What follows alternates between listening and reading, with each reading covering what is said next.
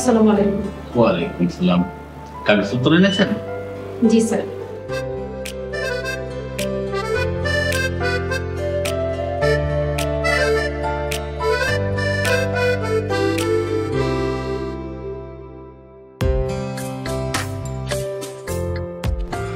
Very impressive. আপনার result তো অনেক ভালো। তা এখন কি করছেন? আপাতত বেকার।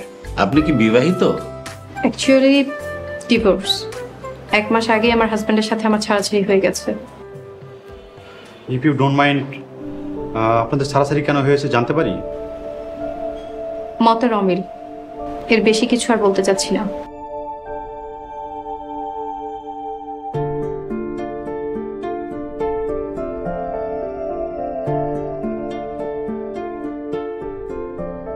মিস শাহজাদি, এই জবটাতে আপনাকে আমরা অফার করছি, কিন্তু একটা শর্ত।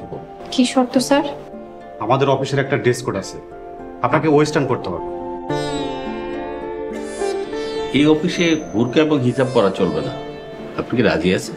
সরি স্যার, শুধু চাকরি কেন, কোনো কিছুর বিনিময়ে আমি আমার ঈমান আর বিশ্বাসের অসম্মান করতে পারবো না। বেতন মাসে 60,000 টাকা, 6 মাস পর ইনক্রিমেন্ট, বছরে 4টা বোনাস, অ্যাকোমোডেশন, ট্রান্সপোর্ট সবই পাবে। দেখুন, আপনি শিক্ষিত এবং সুন্দরী। আপনার যদি এই বেতনে না হয়, আপনি আগে জয়েন করেন। আমরা আপনার স্যালারি ব্যাপারে, আপডেট করার ব্যাপারে আমরা হায়ার অথরিটির সাথে কথা বলবো। ধন্যবাদ স্যার। আল্লাহ আপনাকে ভালো রাখবে। আসসালামু আলাইকুম। ওয়ালাইকুম আসসালাম।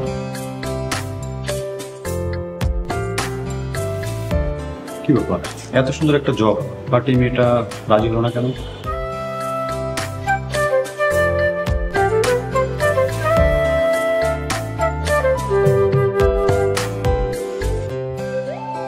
কি ব্যাপার ভাবি, আপনাকে এমন দেখাচ্ছি কেন? কেমন দুর্বল ক্লান্ত ভাবি? আপনি কি অসুস্থ? আলহামদুলিল্লাহ ভাবি, আমি ভালো আছি। ভাবি, কোনো দরকার ছিল নাকি এমনি গল্প করতে এসেছেন? আপনার বাসায় আসলে তো আপনি চা নাস্তা খেতে দেন, সেই লোভেই আসছি। ভাবি যে কি রসিকতা করেন না। ভাবি, ক্ষুধা পেটে থাকলে মানুষ বোধহয় বেহায়া নির্লজ্জ হয়ে যায়। আমিও একটু নির্লজ্জ হয়ে গিয়েছি। গত 2 দিন যাবৎ আমি পানি ছাড়া কিছুই খাইনি। ভাবি, আপনি কি আমাকে কিছু খেতে দিতে পারবেন? কি বলতেছেন ভাবি এসব?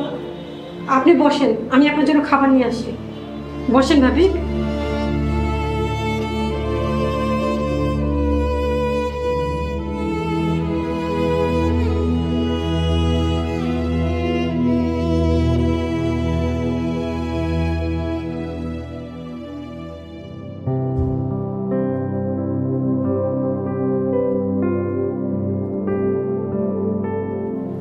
ভাবি, আপনার এই অবস্থা আর আমি কিছুই জানি না।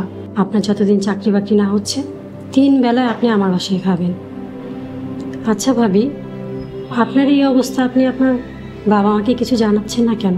বাবা মা অনেক স্বপ্ন নিয়ে বিয়ে দিয়েছিলেন। আমার বর্তমান পরিস্থিতির কথা শুনলে তারা সহ্য করতে পারবে না। তাছাড়া আমাকে বিয়ে দিয়ে বাবাও চাকরি হারিয়েছেন। এখন তাদের সংসার চালানোই দায়। বাবা একটা মুরগির ফার্ম করে কোনো রকমভাবে সব কিছু চালাচ্ছে।